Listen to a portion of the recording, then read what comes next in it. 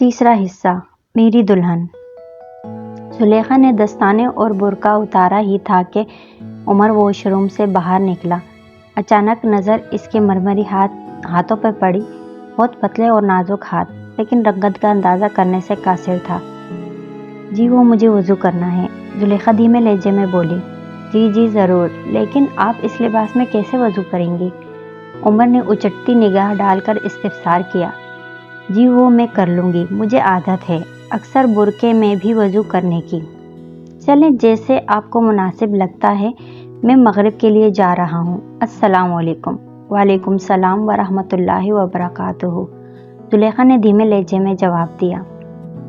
نکاح کے دو بولوں نے ان کی ساری سوچوں کا مرکز عمر کو بنا دیا۔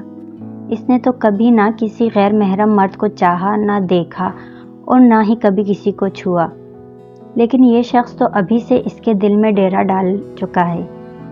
ایک الگ سا اطمینان، تحفظ کا احساس اور شدید کشش کا احساس اس کو سرشار کیے جا رہا تھا۔ وضو سے سارا بناؤ، سنگار اور میک اپ پانی کی نظر ہو چکا تھا، لیکن زلیخا اس چیز کی پرواہ کیے بغیر جائے نماز پر کھڑی ہو گئی، اپنے رب کے سامنے سجدہ ریز تھی اور گڑ گڑا کر دعائیں مانگ رہی تھی۔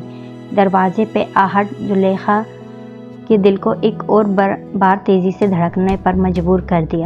خود سے بولی، یقیناً عمر واپس آ گئے ہیں، مگر باہر سے امی کی آواز آئی، بیٹی میں ہوں۔ زلیخا دروازے کی طرف لپکی اور امی کا استقبال کیا۔ امی اس حلیے میں بہو کو دیکھ کر صدقے باری ہو رہی تھیں۔ میری بچی، میری بہو کا اپنے رب سے مضبوط تعلق ہے، ماشاء اللہ۔ امی نے اسے پیار سے گلے لگایا، ماتھا چوما اور ڈھیروں دعائیں دیں۔ میری بچی، کھانا لگاؤں؟ نہیں امی، مجھے بھوک نہیں، آپ ان سے پوچھ لیں، شاید وہ کھائیں۔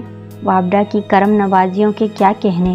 بجلی کے نزول کے ساتھ عمر اور بابا جان کمرے میں داخل ہو چکے تھے۔ قدرے اونچی آواز سے سلام بولا۔ نظر دلہن کے سانولے ہاتھوں پر پڑی تو یکدم دل بجھ سا گیا، لیکن اپنے جذبات کو نہ ظاہر کرنے میں کامیابی کا جھنڈا گاڑا۔ بابا جان نے بھی خوب محبتیں نچھاور کیں اور کھانے کے لیے بلایا، لیکن عمر نے صاف انکار کر دیا، کہا بھوک نہیں ہے۔ اس کا دل زلیخا کی سانولی رنگت دیکھ کر ٹوٹ گیا۔ بابا جان نے بولا، بیگم پستے بادام اور دودھ لے آئیں، ہم چاہتے ہیں کہ ہمارا بیٹا اس سنت کو پورا کرے۔ امی ٹھیک 2 منٹ بعد ٹھنڈے دودھ کا گلاس لیے عمر کو تھماتے ہوئے بولی، بیٹا پہلے خود پیو اور پھر زلیخا کو پلاؤ، اور پھر دودھ کی دعا یاد دلائی۔ عمر نے گھٹا گھٹ دودھ کا آدھا گلاس پیا اور باقی زلیخا کو پکڑایا۔ اس نے بھی عظیم وقت کے ساتھ چند گھونٹ پیے بابا کی طرف دیکھا تو دونوں مسرت بھرے اور امی بابا جذبات سے بولے، پیو بیٹی، لیکن زلیخا کے مسلسل انکار پر عمر کو بقیہ دودھ ختم کرنے کا حکم صادر ہوا۔ اس کے بعد امی بابا کو لے کر کمرے سے جاتے ہوئے بولی، بیٹی میں نے تمہاری ضرورت کا سارا سامان اس کونے میں رکھ دیا ہے۔ دونوں بزرگوں کو کمرے سے نکلتے ہی خاموشی چھا گئی۔ زلیخا شرم سے سر جھکائے کھڑی تھی تو عمر بولا، آپ تشریف رکھیں، اور خود وہ اپنی کتابوں کو اوپر نیچے کرنے لگا۔ پیچھے مڑ کر دیکھا تو وہ گود میں ہاتھ رکھے سر ضرورت سے زیادہ جھکائے بیٹھی تھی۔ چہرہ تو ٹھیک سے طرح سے دکھائی نہیں دیا، لیکن ہاتھوں کی رنگت بتا رہی تھی محترمہ کافی سانولی ہیں۔ اس غم نے عمر کو اندر ہی اندر بیزار کیا۔ اس کا دل بجھ سا گیا کہ آخر امی بابا نے اس کا انتخاب کیوں کیا، میرا اور اس کا بھلا کیا جوڑ ہے؟ وہ خود ہی دل میں سوال و جواب کیے جا رہا تھا۔ عمر کا دل ٹوٹ چکا تھا۔